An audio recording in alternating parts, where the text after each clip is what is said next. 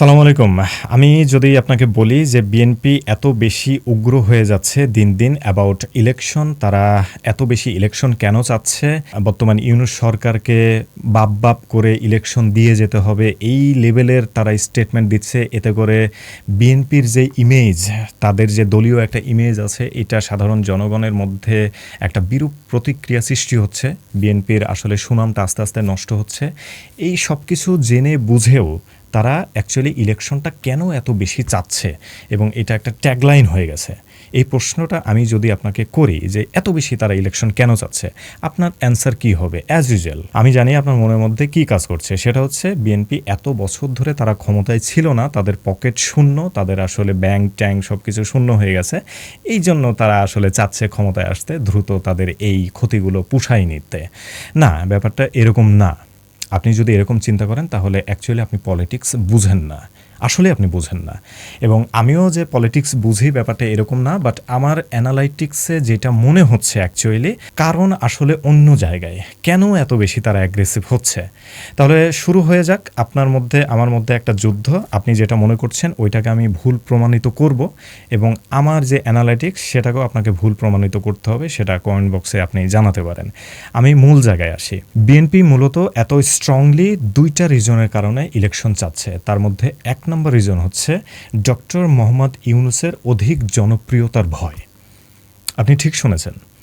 Doctor Mohammad ইউনূসের যে জনপ্রিয়তা পূর্ব হতেই ছিল বাংলাদেশের মানুষের কাছে, এবং রিসেন্টলি তিনি দায়িত্ব নেওয়ার পরে গত ৮ মাসে, প্রথম ৪ মাসে হয়তোবা তাকে অনেক ডিস্টার্ব করা হয়েছে, তিনি সেভাবে কাজ করতে পারেননি। বাট রিসেন্টলি তার যেই এক্সিস্টিং গুড ওয়ার্কগুলো বাংলাদেশের মানুষ দেখতে পাচ্ছে এবং ছুঁয়ে দেখতে পাচ্ছে, মানে অ্যাকচুয়ালি যে এটা গল্প কাহিনী শোনার মতো ব্যাপার এরকম না, মানুষ এইটার ফল ভোগ করছে।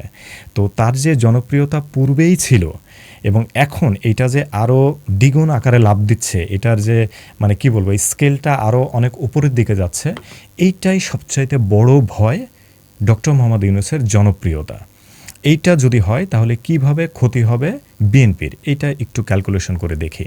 দেখেন, ডক্টর মোহাম্মদ ইউনূস তিনি অলরেডি ঘোষণা দিয়েছেন, যদিও একদম টাইম তিনি মেনটেন করে দেননি যে 2026 সালের অমুক মাসের অমুক তারিখে বাংলাদেশের ইলেকশন হবে, এরকম কোনো টাইম তিনি ফিক্স করেননি। বাট তিনি একটা টাইম লাইন দিয়েছেন, একটা বর্ডার লাইন তিনি তৈরি করেছেন ইলেকশনের জন্য। 2026 সালে জুন মাসের দিকে বা জুন মাসের আগেই বাংলাদেশের ইলেকশন হবে। এখানে একটা লং টাইমের ব্যাপার আছে, এখনও প্রায় 1 বছর। এই 1 বছরের মধ্যে ইউনূস সরকার যেই গুড ওয়ার্কগুলো করতেছে, রিসেন্টলি সামিট অর বিটার যেই কার্যক্রম হলো, সারা বাংলাদেশের মানুষ তো এগুলো দেখতেছে। 3100 কোটি টাকার ইনভেস্টমেন্ট অলরেডি চলে আসছে। ঠিক আছে, এই ইনভেস্টমেন্ট তো আসলে ইন ফিউচারে কাজ করবে, এটা তো আসলে বাংলাদেশের ব্যাংক এখনও পায়নি 3100 কোটি টাকা, তাই না? এই কোম্পানিগুলো আসবে, তারা বিজনেস করবে, তারা ইনভেস্ট করবে, এটা একটা ফিউচারের ব্যাপার। এখানে ডেভেলপিংয়ের কি আছে, ব্যাপারটা এরকম হইতে পারে। কিন্তু এক্সিস্টিং যে গুড ওয়ার্কগুলো, যেমন বাংলাদেশের মানুষ ভূতপূর্বে মানে জন্মের পর থেকে বাঙালি এখন পর্যন্ত দেখে নাই যে রমজান মাসে দ্রব্যমূল্যর দাম কমে।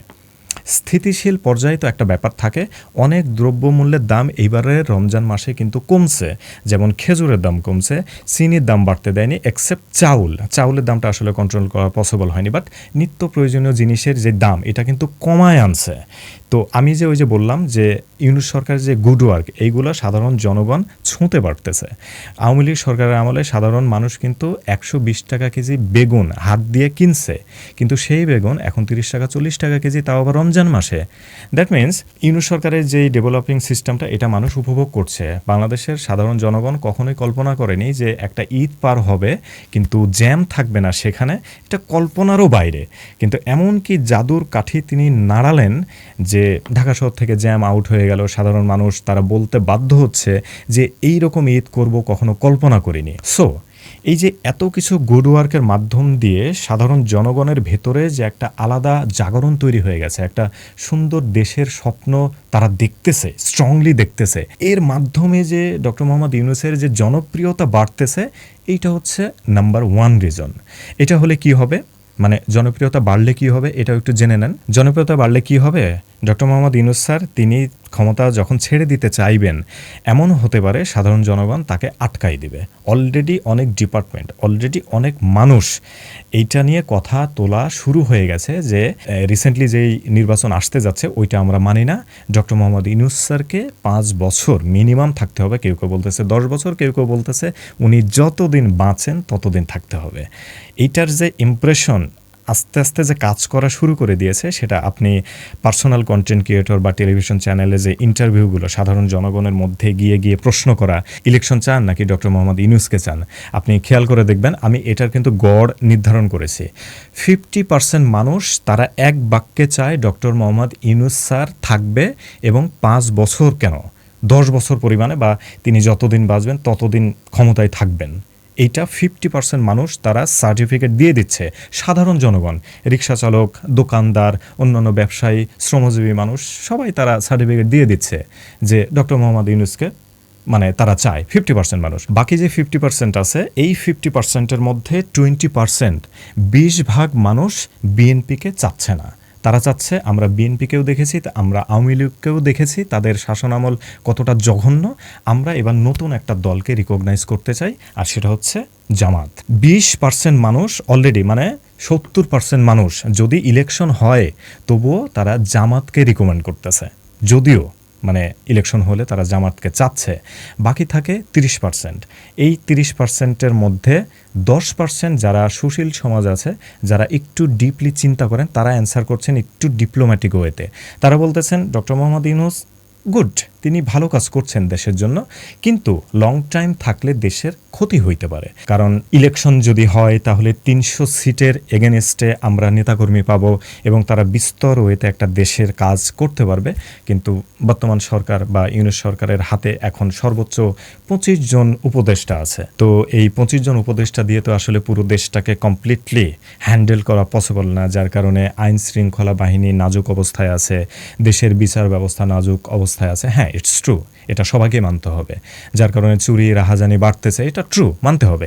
এই যে বাকি 10% তারা এটা মনে করতেছে যে ইউনূস সরকার ভালো, দেখেন তারপরেও কিন্তু তারা সার্টিফিকেট দিচ্ছে ইউনূস সরকার ভালো, কিন্তু ইলেকশনটাও জরুরি। বাকি থাকে 20% যারা একদম সরাসরি এক বাক্যে বলতেছে ইউনূস সরকারকে চায় না, নির্বাচন দিতে হবে। এই 20% মানুষ হচ্ছে যারা বিএনপির পলিটিক্স থেকে বিলং করে। সুতরাং যে স্ট্যাটিস্টিক্সটা দিলাম এটা সম্পূর্ণ আমার opinion. Who are comment about this situation, সাধারণ জনগণ তারা যা বলতেছে এটার উপরে ডিপেন্ড করে আমি এটা বললাম।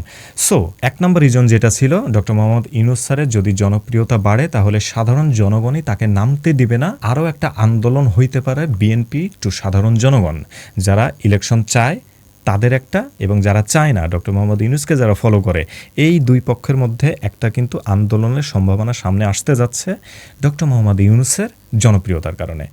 এবার আসি সেকেন্ড রিজন, এইটা একটু ডিপ ওয়েতে বুঝতে হবে, একটু ডিপ, এটা আমার অ্যানালিটিক্স। এবার দেখেন আপনার সাথে মেলে কিনা বা আপনার পছন্দ হয় কিনা। সেটা হচ্ছে বাংলাদেশের জনগণ কখনোই একটা ডেভেলপিং লাইফ লিড করতে অভ্যস্ত না, কখনোই না। একজন সাধারণ পাবলিক, একজন বাঙালি, বা আপনার কথা আপনি চিন্তা করেন, আপনি ঘর থেকে বের হবেন, কোনো একটা ইনসিডেন্টের মধ্যে পড়লেন, কোনো একটা ঝামেলা, ক্যাচাল বা মারামারি, কোনো একটা ঝামেলায় আপনি পড়লেন, তাহলে আপনাকে যেতে হবে কোথায়?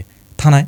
তো থানার কোনো একটা সদস্য, কোনো একটা পুলিশ সদস্য আপনাকে হেল্প করবে অ্যাক্টিভলি, এবং সে আপনার থেকে কোনো টাকা পয়সা খাবে না, এইটা বাংলাদেশে মানুষ অ্যাকচুয়ালি কখনোই বিশ্বাস করবে না। সো ডক্টর মোহাম্মদ ইউনূস এমন কোনো সিস্টেম চালু করলেন যার কারণে আপনি থানায় যাবেন, কোনো প্রবলেমে পড়লেন, সেখানে আপনাকে হঠাৎ করে স্যার বলে সম্বোধন করছে, এবং আপনার একটা বাইক চুরি হয়ে গেছে, আপনি একটা কমপ্লেন জানাইলেন, দেখা গেছে 24 ঘন্টার মধ্যেই আপনাকে সে বাইকটা উদ্ধার করে দিল, এবং সরি বলল যে এটা আসলে আরও আগেই আপনাকে উদ্ধার করে দিতে পারতাম, একটু দেরি হয়ে গেছে, আই এম সরি। এরপরে আপনি খুশি হয়ে ওই যে পূর্বের যে অভ্যাসটা আপনার বদ অভ্যাস ঘুষ দেওয়ার, এর কারণে আপনি 2-3 হাজার 5 হাজার টাকা দিয়ে দিবেন, ওই পুলিশটা বলবে যে না এটা আমাদের ডিউটি। এরকম যদি কোনো সিস্টেম ডক্টর মোহাম্মদ ইউনূস করে ফেলে, তাহলে আপনি একটা গুড হ্যাবিট পপুলেশনের মধ্যে আস্তে আস্তে বিলং করতে শুরু করবেন, যেটা বাঙালি কখনোই ভূতপূর্বে এই জিনিসটা হয়নি। আপনি অসুস্থ হয়ে যাবেন, আপনি হসপিটালে যাবেন, আপনাকে 70 চক্কর ঘোরানো হবে, আপনার পকেট খালি করবে, আপনার কিডনি নষ্ট করে ফেলবে, মানে সব কিছু, আপনার অর্গান সব বিক্রি করে দেবে। এটা আমাদের দেশের ডাক্তারদের একটা চরিত্র, কষাই বলা হয় তাদের।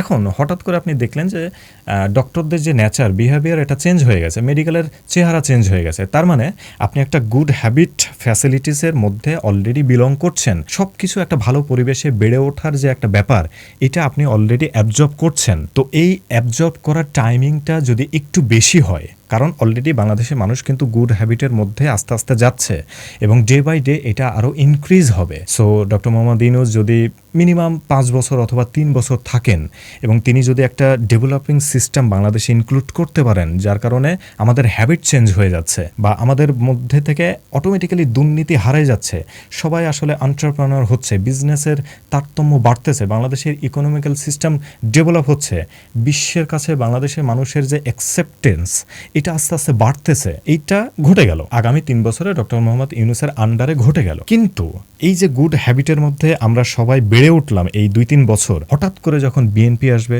অথবা আওয়ামী লীগ আসবে একটা ইলেকশনের মাধ্যম দিয়ে, তারা তো আসলে পূর্বের রাজনীতিটাই করবে, পূর্বের ইলেকশনটাই করবে, সাধারণ জনগণকে চুষে চুষে খাবে, একটা স্বপ্ন দেখাবে, ওইটার এগেনস্টে বিশাল আকারে একটা বাজেট তারা ঘোষণা করবে, এই বাজেটের আন্ডারে তারা 1000 কোটি টাকা পাচার করবে, ব্যাংক ব্যালেন্স পরিপূর্ণ করবে, এই যে চরিত্র তারা তো আবার এটা বিল্ড আপ করবে। কিন্তু তখন একটা প্রবলেম হবে কি জানেন, যেহেতু বাঙালি এত বছর পরে একটা গুড হ্যাবিটের মধ্য দিয়ে বেড়ে উঠতেছে, এই 3 বছর বা 5 বছর তারা এটা আর মেনে নেবে না, তারা কোশ্চেন করা শুরু করবে। ডক্টর মোহাম্মদ ইউনূসের আন্ডারে থাকলাম, কোনো পুলিশ ঘুষ চাইল না, পুলিশ এত সুন্দরভাবে কাজ করতেছে, তোমরা ক্ষমতায় আসার পরে হঠাৎ করে পুলিশের ক্যারেক্টার কেন চেঞ্জ হয়ে গেল, হঠাৎ করে কিভাবে এটা পরিবর্তন ঘটলো, আমরা এইটা মানি না। হসপিটালে যাবেন বা অন্য অন্য সরকারি ডিপার্টমেন্টে যাবেন, যখন আবারও অরাজকতা দেখবেন, তখন তো এই নেচার, এই দৃশ্য তো আপনি পরিচিত না। গত 3 বছরে এটা সিস্টেম চেঞ্জ হতে আপনি দেখেছেন। তো নতুন করে যখন আবার হজবরল শুরু হবে, এই ব্যাপারটা আপনি মানবেন না, জাতিগতভাবে আবার নতুন করে অভ্যুত্থান শুরু হবে। তো এই হ্যাবিটটা যাতে বাঙালিদের মধ্যে তৈরি না হয়, এই জন্য সব সময় আমাদের বড় বড় রাজনৈতিক দলগুলো এই জিনিসগুলো প্র্যাকটিস করে, জনগণ যাতে শিক্ষিত না হয়, জনগণের যাতে চোখ না খোলে। আপনি খেয়াল করবেন, ডক্টর মোহাম্মদ ইউনূস যদি থাকে, দেশের ক্ষমতায় থাকে, তাহলে আমাদের পাঠ্য বই, আমাদের বাচ্চাদের পাঠ্য বইয়ে সংবিধান একটা আলাদা পাঠ্য বই হবে। কিন্তু কোনো রাজনৈতিক দল এখন পর্যন্ত এটা করেনি। আমার দেশের সংবিধান আমার দেশের জনগণ জানে না, আমার দেশের বাচ্চারা কোনো একটা রুলস বা কোনো সংবিধানের ধারা সে জানে না। দেখবেন আপনি খেয়াল করে, আমাদের পুলিশের যে রুলস অ্যান্ড রেগুলেশন আছে, এগুলো কিন্তু আমাদের বাচ্চাদের পাঠ্য বই ইনক্লুড করা হবে, so that they know what is the rules of police, যাতে করে তারা বিভিন্ন পরিস্থিতিতে প্রশ্ন করতে পারে। এটা আপনার রুলসে নাই, ইউ কান্ট অ্যারেস্ট মি, আপনি আমাকে অ্যারেস্ট করতে পারেন না, এটা আপনার রুলসে নাই। কিন্তু আমাদের যে জনগণ, আমরা তো অন্ধ, আমাদেরকে অন্ধ করে রাখা হয়েছে, বুঝতে পারছেন ব্যাপারগুলো? এই অন্ধ করে রাখার কারণে যখনই পুলিশ আমাদের সামনে এসে দাঁড়ায়, আমাদের আত্মা শুকায় যায়। আমি কোনো অপরাধ করি নাই, তারপর আমার আত্মা শুকায় যায় কেন? আমি জানি না রুলসটা কি। আমি যে তাকে প্রশ্ন করব, আপনি যে আমাকে অ্যারেস্ট করতে আসছেন, হোয়াট ইজ ইউর অথরিটি, আপনি আমাকে কাগজ দেখান, আপনি বিভিন্নভাবে প্রশ্ন করতে পারবেন, তাকে আটকাই দিতে পারবেন। এতদিন এই শাসনটা করা হয়েছে একদম ক্যালকুলেটিভ ওয়েতে, আপনি যাতে মুখ খুলতে না পারেন, আর এর জন্য আপনাকে মূর্খ করে রাখাটা মোস্ট ইম্পর্টেন্ট ছিল। সো ইউনূস সরকারের আন্ডারে, সেকেন্ড নাম্বার রিজন যেটা বলছি, ইউনূস সরকারের আন্ডারে এই জাতি যদি একটা ভালো হ্যাবিটের মধ্য দিয়ে দিন কাটাতে থাকে, এইটা যে কোনো রাজনৈতিক দলের জন্য সবচেয়ে বড় হুমকি। পরবর্তীতে হয়তোবা তারা রাজনীতিতে আসলেও খুব বেশি দিন কন্টিনিউ করতে পারবে না, যদি তারা তাদের সিস্টেম চেঞ্জ না করে। সো আমার মতে, আমি যেটা মনে করছি, জনগণ যাতে উন্নত না হয়, তাদের যাতে চোখ না খোলে, কারণ ডক্টর মোহাম্মদ ইউনূসের মতো লোক, তাদের আন্ডারে যারা কাজ করতেছে, আশিক চৌধুরীর মতো লোক, তারা চায় জনগণকে একটা উন্নত জায়গায় নিয়ে যেতে, দেশকে নতুনভাবে প্রেজেন্ট করতে।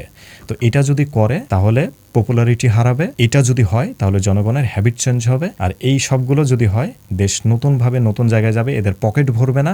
That's why they want election immediately. আমি অ্যাজ এ সাধারণ জনগণ হিসেবে, আমার ক্যালকুলেশন হিসেবে, আমার ওপিনিয়নে, আমি জিনিসগুলোকে যেভাবে দেখতেছি, আমার নজরে এটাই আসছে। এখন আমাকে কাউন্টার অ্যাটাক করার জন্য যদি আপনার কাছে কোনো কনক্লুশন থাকে, যদি কোনো রিজন থাকে, তাহলে আপনি আমাকে জানাতে পারেন, আমি নিজেকে শুধরে নিব। দেখা হচ্ছে পরবর্তী ভিডিওতে। খোদা হাফেজ।